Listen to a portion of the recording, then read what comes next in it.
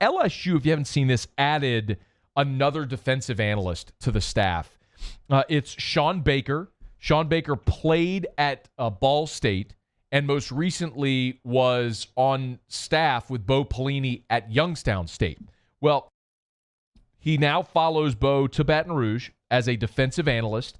Donald D'Alessio was also a defensive assistant. He was the defensive coordinator under Bo at Youngstown State, who's also an analyst at LSU now on the defensive side. I love this. You listen to me, you know how, like I've said this so many times about analysts and all the support staff that I feel like I could just record myself saying it and just hit a button and then you know what Matt's going to say, regurgitating the exact same thing. Let's try it. Musso, what am I going to say about adding analysts and staff? Anytime you can add someone to make you better, you do it. Even if it makes you 1% better. Yeah. If you can afford it, you absolutely do it. That's the difference between the haves and the have-nots. Thanks, Musso. Pay a little bit of attention on that. Yeah. If that's one of the differences between the haves and the have-nots in college football and if in college athletics. And if adding someone makes you 1% better, you can afford it, and your athletic director is willing to pay for it, cool.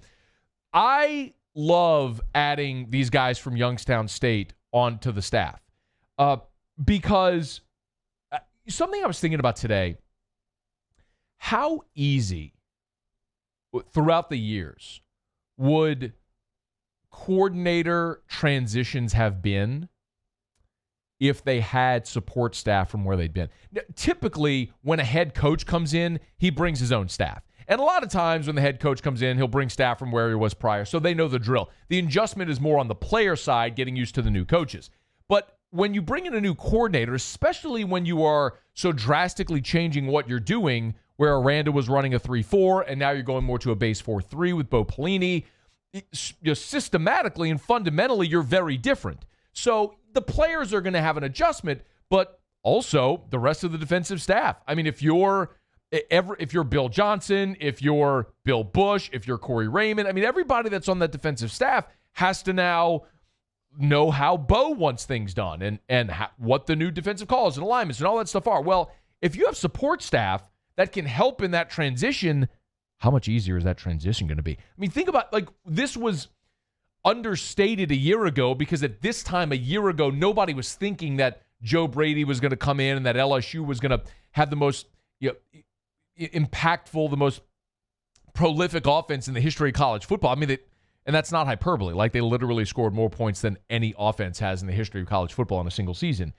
But something that at this time happened that we didn't pay a lot of attention to was the fact that DJ Mangas came. And DJ Mangas played with Joe Brady at William & Mary and understood conceptually a lot of what he wanted to do. And now Mangas is with Brady in Carolina. I mean, he was a big part of what they did last year and worked a lot with the receivers. So, I mean, if you have support staff that can help with that transition, I'm all for it. And now this is two guys from that Youngstown State staff that are coming with Bo Pelini that are going to be on the support staff at LSU. I think that's awesome. The one other thing I'll say, and one other aside,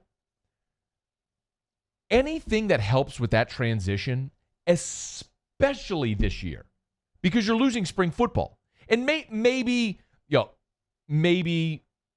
this whole thing calms down in the next couple of weeks or by mid-May and they're able to get something out of spring practice. Maybe not. Let's operate under the assumption that they don't have spring practice. Now you've lost those practices that would have been beneficial not only for your players learning a new system, but also your coaches. Now you have more staff that is going to ease that transition in a year where you don't have spring football. I think in this year in particular, it's super beneficial. And just when you look at the schedule, and sometimes it comes up golden like this. You've got Texas San Antonio in week 1 and Texas in week 2. If this had been one of the years where LSU in week 1 had scheduled one of those marquee games in the opener, they'd be at an extreme disadvantage because of all the coaching turnover, all the personnel turnover, and at quarterback. Just think if hypothetically you were playing Texas week 1, how different is it with Sam Ehlinger as a senior quarterback who's been with his head coach for 3 years now, and you're going into their fourth year together. How different is that compared to all the turnover at LSU? I'm glad LSU has the staff set up the way they do, and that the schedule falls like it does with Texas San Antonio to kind of dip your toe into the water before you host Texas in week 2. Remember this happened in 2008 as well?